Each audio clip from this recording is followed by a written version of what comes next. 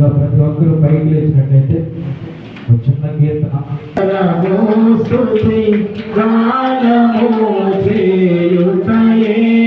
మంచిది దేవునికి స్తోత్రము గానము చేయుటయే మంచిది మనమందరము స్తుతి గానము చేయుటయే మంచిది గుండె చెదరిన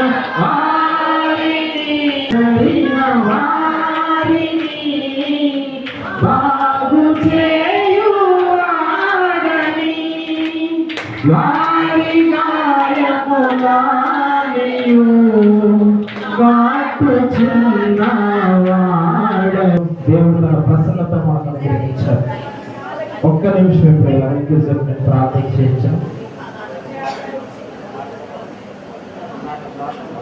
నాకు ఇచ్చిన టైంలో నేను కంప్లీట్ చేయడానికి ట్రై చేస్తాను. నా కొరకు కూడా బలహీనుడైన మాత్రం కూడా ప్రార్థించాను. ప్రియులారా, ప్రభా బలహీనుడైన నీ దాసును ఈ సులువు చాటును మరుగుపరుచుకుని నాతో మాట్లాడుతుంది. మీరు మాట్లాడితే మేము బ్రతుకుతాం, మీరు మాట్లాడితే మేము స్వస్థపరచబడతాం, మీరు మాట్లాడితే మేము ఆదరించబడతాం, మీరు మాట్లాడితే మా యొక్క పరిశుద్ధమైన తండ్రి, ప్రేమ కలిగిన ప్రభువు, ఈ పరిశుద్ధమైన పాదములకు స్తుతులు స్తోత్రాలు తండ్రి. నిత్యము కోటాను కోట్ల దేవదూతల మహిమలో పరిశుద్ధుడు పరిశుద్ధుడని గాన ప్రతి జ్ఞానములో చేత కొనియాడబడుచున్న మా యేసయ్య, నీకు స్తుతులు స్తోత్రాలు తండ్రి. కూడి వచ్చిన నీ ప్రతి బిడ్డను బట్టి నీకు వందనాలు ప్రభావం. మీరు మాకు ఇచ్చిన సమయం కొరకేసుకో. సంఘానికి వస్తున్నామంటే సంఘానికి మనం ఏదైనా హృదయపూర్వకమైన కానుక ఏదైనా ఇచ్చామంటే మొదటి ప్రార్థన. అందరూ ధనం ఇవ్వలేదు, అందరూ ఏదో ఒకటి చేయలేరు, కానీ అందరూ చేయగలిగింది ఏంటంటే ప్రార్థన. కాబట్టి ప్రార్థనా సమయాన్ని మీరు నిర్లక్ష్యం చేసుకోవద్దు. దయచేసి ప్రభు ప్రేమను బట్టి మనం ప్రతిమలుతున్నాం. మందిరంలో చక్కగా ప్రార్థించడానికి ఒక నిర్దిష్ట సమయాన్ని ఏర్పరిచారు. అది చాలా సంతోషం. ఎప్పుడు పాటలు వాక్యమే కాదు, ప్రార్థన కూడా మనం ప్రాముఖ్యం ఇవ్వాలి. మంచిది. చక్కగా వాక్యాన్ని వినడానికి మీ అందరూ సిద్ధంగా ఉన్నారని నేను అనుకుంటాను. ఎంతమంది సిద్ధంగా లేని వాళ్ళందరూ హల్లెలూయా చెప్పండి. సిద్ధంగా లేని వాళ్ళు హల్లెలూయా చెప్పండి. సిద్ధంగా ఉన్న వాళ్ళు దేవునికి స్తోత్రం చెప్పండి. హల్లెలూయా, దేవునికి స్తోత్రం. సరే, వాక్యాన్ని ధ్యానించుకోండి. 2 కొరింథీయులకు రాసిన పత్రిక 9వ అధ్యాయము 5, 6, 7. 2 కొరింథీయులకు రాసిన పత్రిక 9వ అధ్యాయము 5, 6, 7 వచనాలు చదువుకొని మనం 9 నిమిషంలో ధ్యానించుకోవాలి.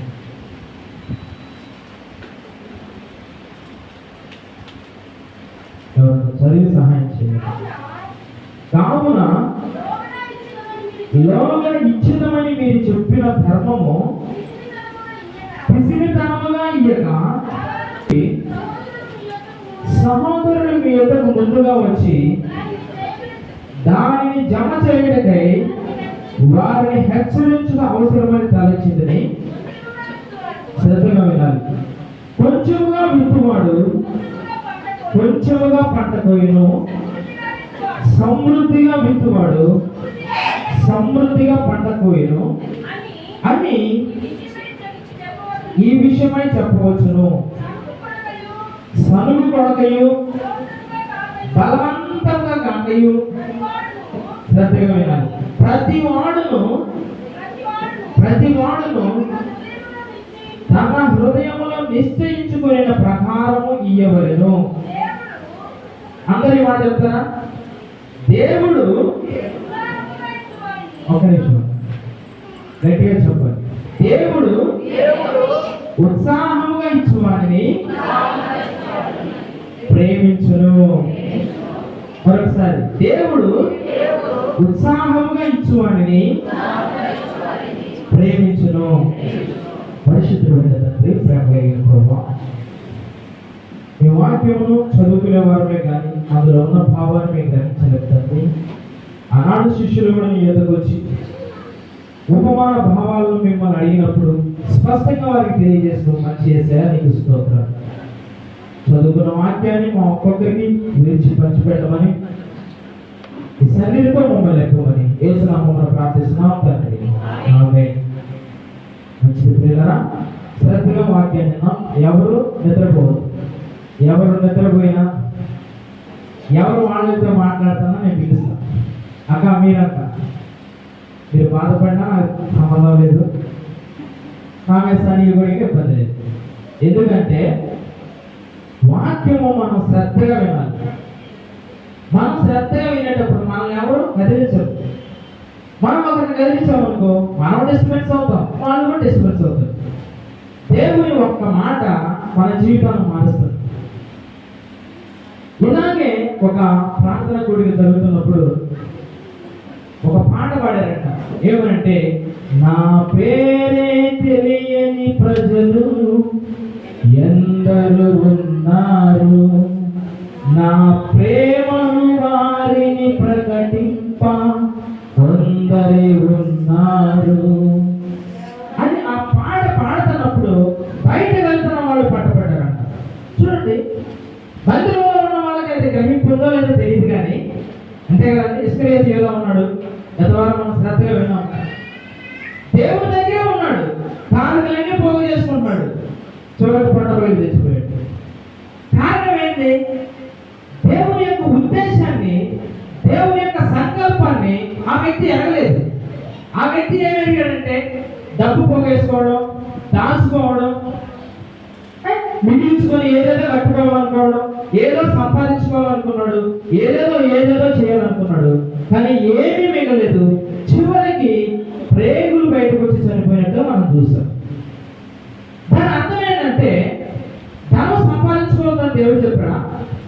మనకి ఎంత అవసరమైనదో దేవుడు మనకి ఇస్తాడు. ఎక్కువైన అనుకో అది మనం దేవుడు లెక్క చేయదు. కాబట్టి మనకి ఎంత అవసరమో దేవుడు మనకు అంత ఇస్తాడు. కాబట్టి మనము ఇహలోక సంబంధమైన ధర్మం మీద కానీ, ఇహలోక సంబంధమైన ఇళ్ల మీద కానీ, ఇహలోక సంబంధమైన బంధుత్వాల మీద కానీ, ఆస్తి అంతస్తుల మీద కానీ మనం మనసుంచుకోకూడదు. వాటి మీద మనం మనసుంచుకోకూడదు. మనకు సమస్తమును ధారాళంగా దయచేసి దేవుని మీద నమ్మించాలని బైబిల్ సెలవిస్తాము. ఎవరి మీద మనం నమ్ముకుంచాలి? సమస్తము మనకి ధారాళంగా ఇస్తాడంట దేవుడు. ఎక్కడంటే మాకు ఇచ్చిందంటే, అంటే నీ సంబంధం దేవుడితో అలా ఉండవచ్చేమో. ఎప్పుడైతే నీ సంబంధం దేవుడితో సరిగా ఉంటుందో, దేవుడు నీ అక్కరన్నీ తీర్చడానికి ఆయన సమర్థుడు. He is able.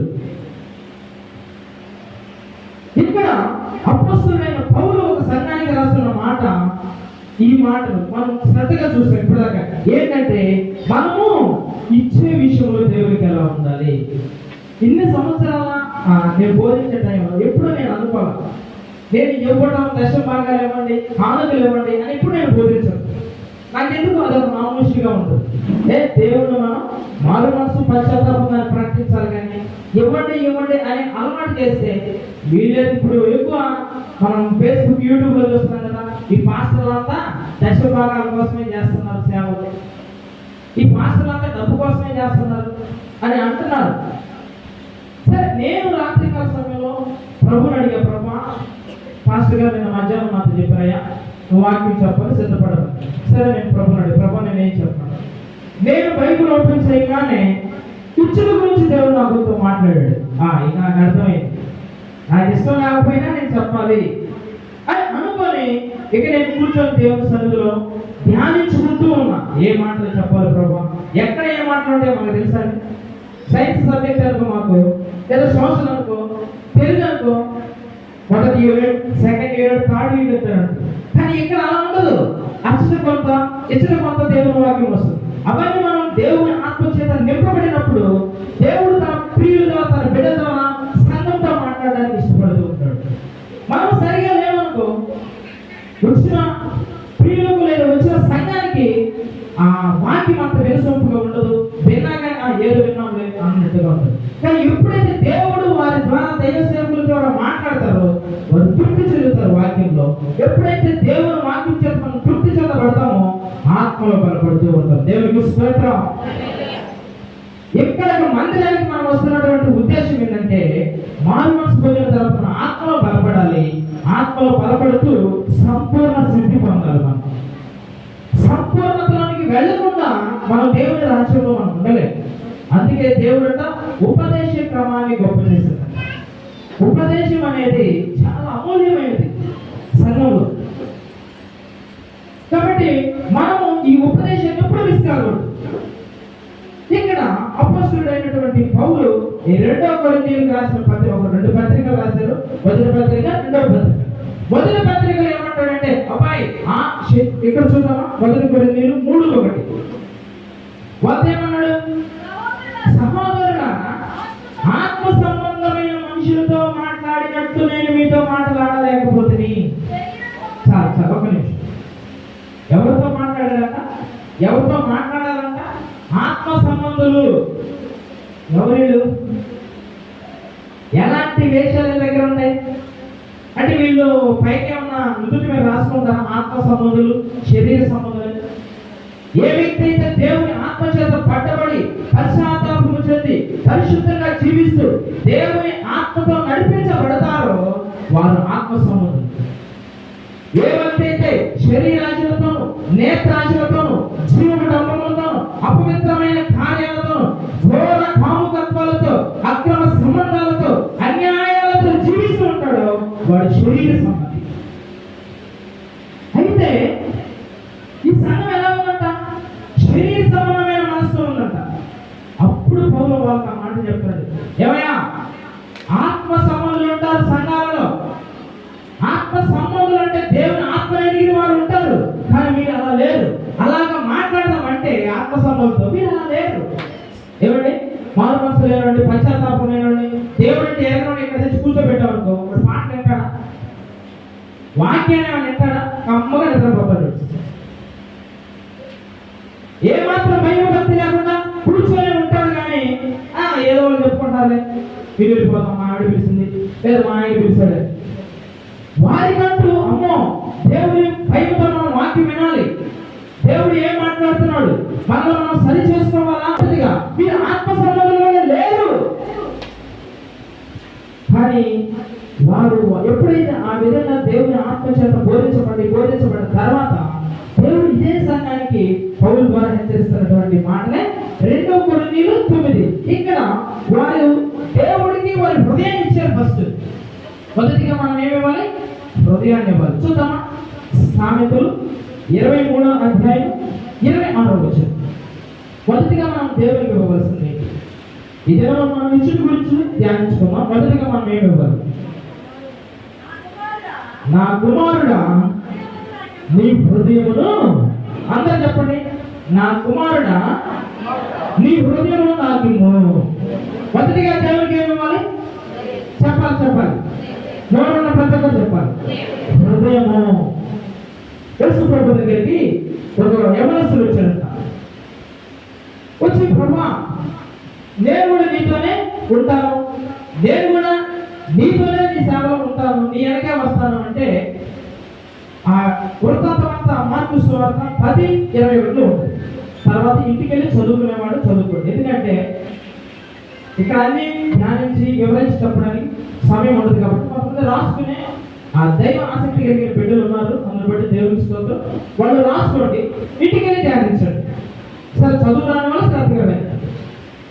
అయితే ఇక్కడ ఒక యవనస్తుడు ఉన్నాడు.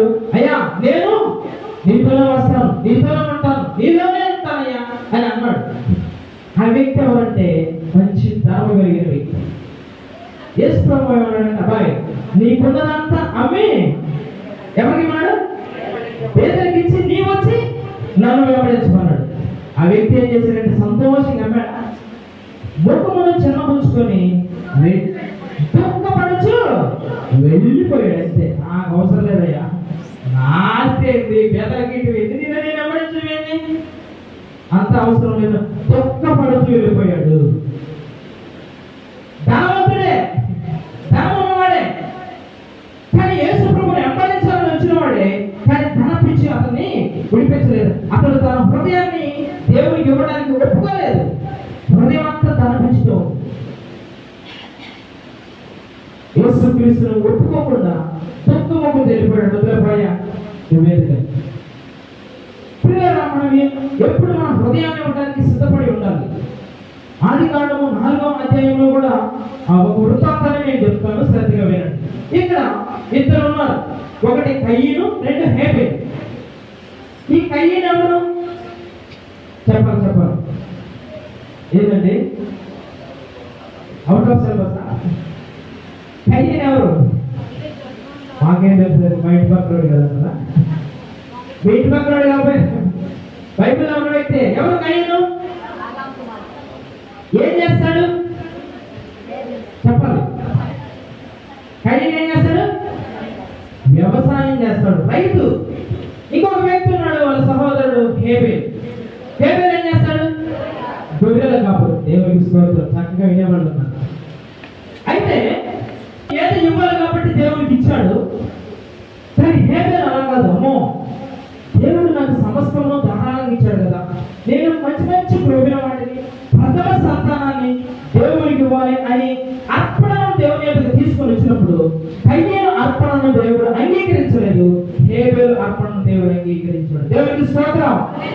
ఎందుకు దేవుడు కయీను అర్పణను అంగీకరించలేదు, హేబెలు అర్పణను అంగీకరించాడు? అతని హృదయము దేవుని ఎదుట సరిగా లేదు. కయీను హృదయం దేవుని ఎదుట సరిగా లేదు. కానీ హేబెలు హృదయం మాత్రం దేవునికి నేను మంచిది ఇవ్వాలి, దేవునికి నేను శ్రేష్టమైనది ఇవ్వాలి, దేవునికి నేను ఏదైతే ప్రేమిస్తున్నానో ప్రాముఖ్యమైనవే దేవునికి ఇవ్వాలి అని ఆ మనసు హేబెలుకు ఉన్నప్పుడు దేవుడు హేబెలు అర్పణను అంగీకరించాడు. బైబిల్ చూస్తుంది. మనల్ని దేవుడు అంగీకరించాలంటే మన హృదయం సరిగా దేవుని ఎదుట ఉండాలి. కానుక పెట్టెలో కానుకలు వేస్తున్నటువంటి అందరినీ వేసుకుని చూశాడు. చూద్దామా? యోహాను సువార్త 21వ అధ్యాయం. ప్రతి ఒక్కరిని దేవుడు చూస్తా ఉన్నాడంట. ఇదే అలవాటు అంటే ఆయన చూపించాడు కాదు, ఎవరి మనసు ఎలాంటిదో, ఎవరి హృదయం దేవుని ఎదుట ఎలాగో చెక్ చేస్తున్నాడు దేవుడు. యోహాను సువార్త 21వ అధ్యాయం. కానుక పెట్టెలో కానుకలు వేస్తున్నా ఎవరన్నా అక్కడ పురుషులు ఎవరు చూశారు? ధనవంతులు. ఇక్కడ స్త్రీ చెప్పాలి, ఎవరు చూశారు? కుర్చీలో కూర్చున్నవాడు. ధనవంతులను చూశాడు. ఇప్పుడు ఎవరు చూశారు? ఇక్కడ కూర్చున్నవాడు. ఇంతకుముందు ఎవరు చూశారు? ఇప్పుడు జాగ్రత్తగా వినండి. పోయినసారి కానుకలు సెమీ క్రిస్మస్ పేదవాళ్ళు ఎక్కించారా, దానికి ఎక్కించారా? నేను ఒక రోజు చీరాల్లో ఒక మందిరానికి చూసొద్దాం, చాలా పెద్ద మందిరం. అక్కడ బోర్డు మీద రాస్తుంది, ఒక వ్యక్తి 16,000 ఇచ్చాడు, నెలకి 16,000 ఇస్తాడు. నేను ఆశ్చర్యపోయాను. ఇంకా ముందు 10 నిమిషాలే, ఈ 10 నిమిషాలు ముగిస్తాను. నేను ఆశ్చర్యపోయా. 16,000 నెలకి 2,000 దశమాకి ఇవ్వాలంటే ఏదేదో అనుకుంటాను. నాకు కావాలి కదా, మాకు దానికి సరిపడు తెలియదు ఇచ్చి దేవుని సన్నిధిలో మనం ఇచ్చి శోధించినప్పుడు విస్తారమైనటువంటి ఫలాలు దేవుడు ఇస్తాడు. అది నేను ఈ నెల కూడా చూశాను. అయితే ఇక్కడ దేవుడు ధనవంతులను చూశాడు, పేద విధవరాలని చూశాడు. ఈ పేద విధవరాలు భర్త లేడు, సంపాదించుకోండి, ఏదో 2 కాణాలు సంపాదించుకోండి, లేదో 10 రూపాయలు సంపాదించుకోండి, ప్రతి 10 రూపాయలు సంపాదించుకోండి, ఆ 10 రూపాయలు దేవునికి ఇస్తున్నాడు. ఏ మనసు! 10 రూపాయలు దేవునికి ఇచ్చేసినాక మనం అలాంటి మనసులు కలిగి ఉన్నామా లేదా? ఉంటే సరి చేసుకుంటాం. మరొకటి నేను చూపిస్తాను ప్రియులారా. అననీయ సఫీరా చూద్దామా వారి గురించి. అపోస్తలుల కార్యములు 5వ అధ్యాయం, అపోస్తలుల కార్యములు 5వ అధ్యాయంలో ఉంటుంది. అననీయ సఫీరా ఎవరిలో? భార్యాభర్తలు. ఏం చేశారు? పొలాన్ని నమ్ముకున్నారు. అంతకుముందు ఏం జరిగిందంటే, పేతురు యోహాను బోధించినప్పుడు పరిశుద్ధాత్మ వారి మీదకి దిగినప్పుడు వారి హృదయాలు దేవునికి ఇచ్చారు. అప్పుడు వాళ్ళు ఏమనుకున్నారంటే, మనకి ఎంత ఆస్తి ఉంటే ఉందా, యేసయ్య సువార్త మనం ప్రకటించాలి. అదిగో దేవుని సేవకులు సువార్త ప్రకటిస్తున్నారు, మనం ప్రకటించకపోయినా సరే వారికి ప్రకటించేటప్పుడు వాళ్ళకి వీలు కలిగి చేద్దాం. అయ్యా అదిగో మా ఆస్తి, ఇదిగో ఇది మాకు చాలా స్థిర ఆస్తి ఉంది. స్థిర అంటే డబ్బులు, వాకిళ్ళు, స్థలాలు, పొలాలు వీటన్నిటిని అమ్మి అపోస్తలుల పాదం మీద పెట్టారు. ఈ అపోస్తలుల పాదం మీద అందరూ పెడుతుంటే వీళ్ళకి ఒక ఆశ కలిగింది. ఎవరికి? అననీయ సభ్యులకి. ఏమండి వాళ్ళందరూ కానుకలు ఇస్తున్నారండి దేవుడి సేవకి, మనం కూడా ఇవ్వకపోతే బాగోదేమో అనుకున్నారేమో. వాడు హృదయాన్ని ఇవ్వలేదు కానీ దేవుడి సేవకి డబ్బులు ఇవ్వడానికి వచ్చారు, ధనం ఇవ్వడానికి. అయితే తన పొలం అమ్ముకొని కొంత దాపెట్టుకున్నారంట. ముందేమనుకున్నారు? ధారాళం కింద ఉన్నదంతా అనుకున్నారు. అమ్మ భక్తులు ఇచ్చారు, మనం ఎట్ట బతకాలి, తిండిగా అవుతాం అని ఏదోటి సైతాన్ మనలో పెడతారు. మన దేవుడికి ఏదైతే చేద్దాం అనుకుంటామో అప్పుడే వస్తుంది అవసరం. వాళ్ళు చెవి తీసుకొస్తున్నాం అంతే అవసరం అని ఏదో సైతాన్ ఆలోచనిస్తాడు. ఆలోచన మనం వినకూడదు.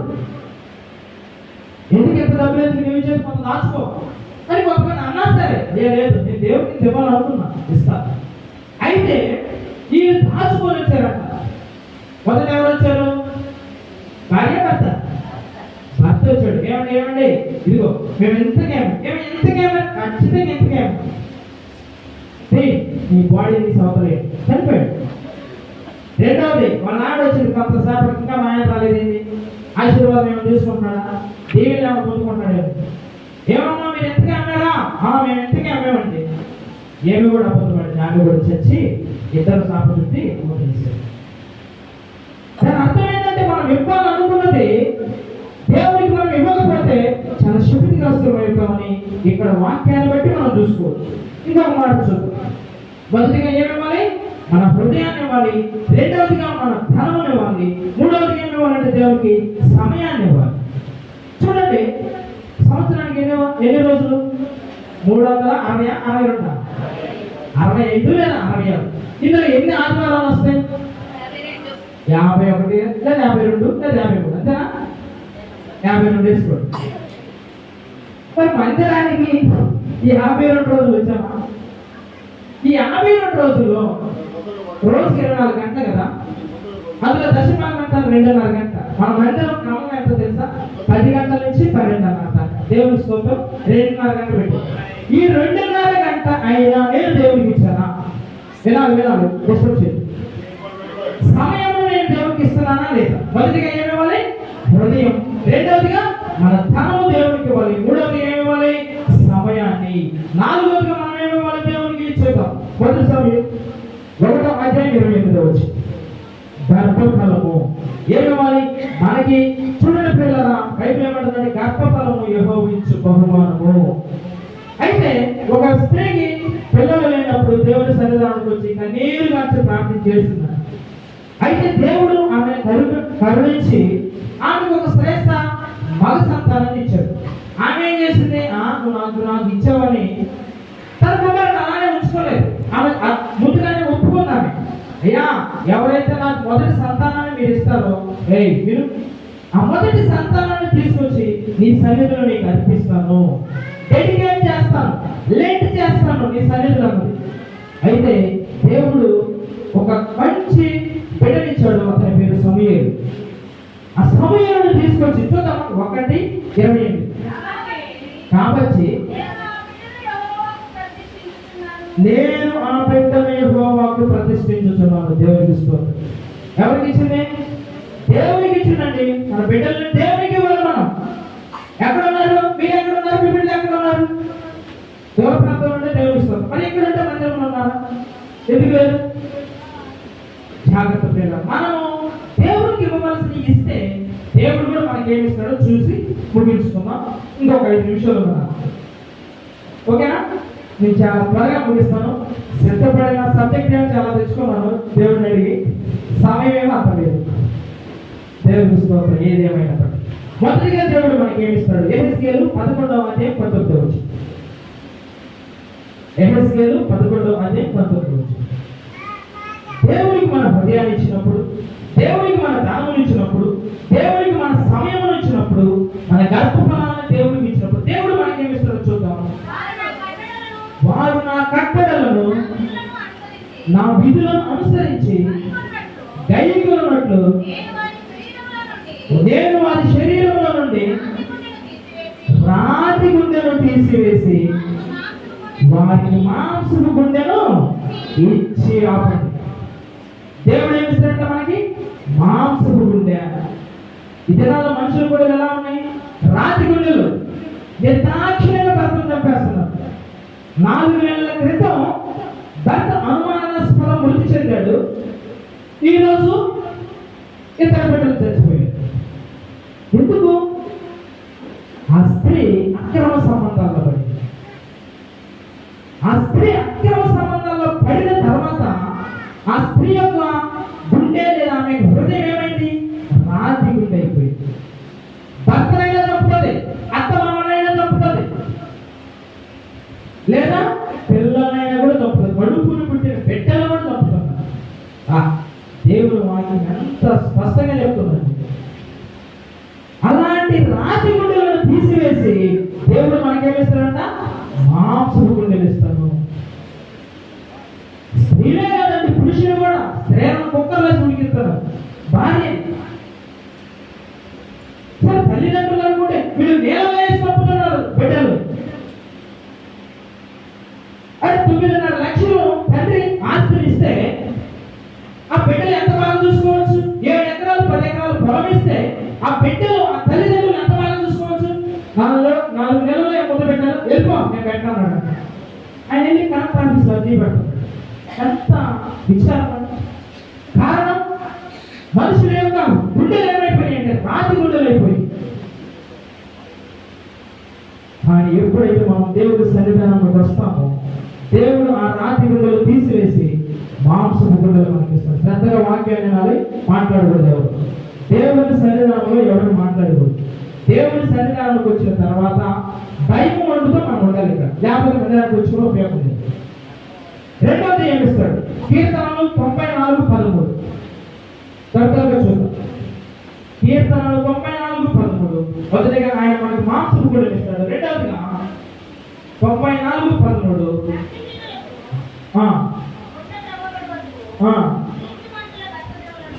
ఈ మాట శ్రద్ధగా వినండి. నీతిమంతుల కష్టదినములను పోగొట్టి దేవుడు వారికి నెమ్మదిని ఇస్తాడు. ఈ దినాల్లో ఉండాల్సిన ఆస్తి కాదండి, అంతస్తులు కాదు, నెమ్మది ఉంటే చాలా అనిపిస్తుంది. ఎంత సంపాదించినా కానీ ఏం ఉపయోగం అండి?